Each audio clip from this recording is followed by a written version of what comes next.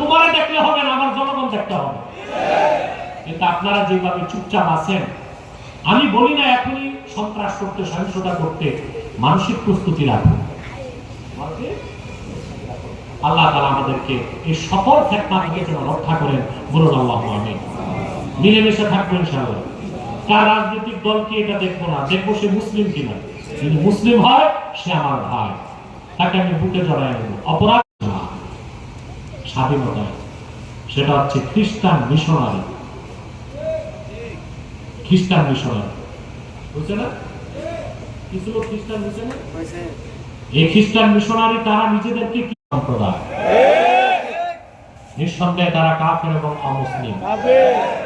তাদেরকে যারা কাফের বলবে না তারাও কাফের, কারণ তারা আল্লাহর আখিরি নবী মুহাম্মদ সাল্লাল্লাহু আলাইহি সাল্লামকে আল্লাহর শেষ নবী হিসেবে বিশ্বাস করে না। বলেন নাউযুবিল্লাহ। সেজন্য তারা কি কাফের। তাদেরকে যারা কাফের বলবে না তারা কি কাফের। মানুষকে তারা ধোঁকা দেয়, ভুল কদম ফেলেন। যদি সব রাজনীতি বুঝতেন তো ইচ্ছে করলে দেশের আলেম ওলামা পীর মাশায়েখ একত্রিত হয়ে বাংলাদেশে একটি ইসলামী সরকার প্রতিষ্ঠা। সকল অপরাধের মূল কারণ কি? এখন জবাব পাইছেন? মানুষকে অপরাধী বানায় ভোগবাদ। যারা আখিরাতকে বিশ্বাস করে না, পরকালে আল্লাহর সামনে দাঁড়াতে হবে বিশ্বাস নাই, তারা ভোগবাদী হয়। দুনিয়াকেই তারা আঁকড়ে ধরে, তখন কোনো গুনাহ তার কাছে গুনাহ মনে হয় না। তাকে ঠিক করতে ধৈর্যের সাথে বসবে, কয়েক সেকেন্ডে তো চলে এসেছে।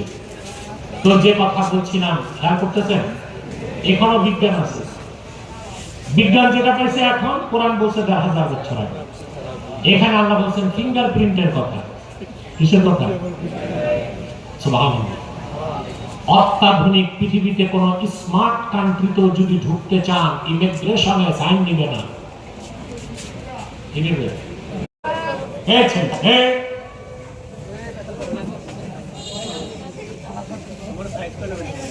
স্বেচ্ছাসেবকরা খেয়াল রাখবে, যেন আওয়াজ না করে।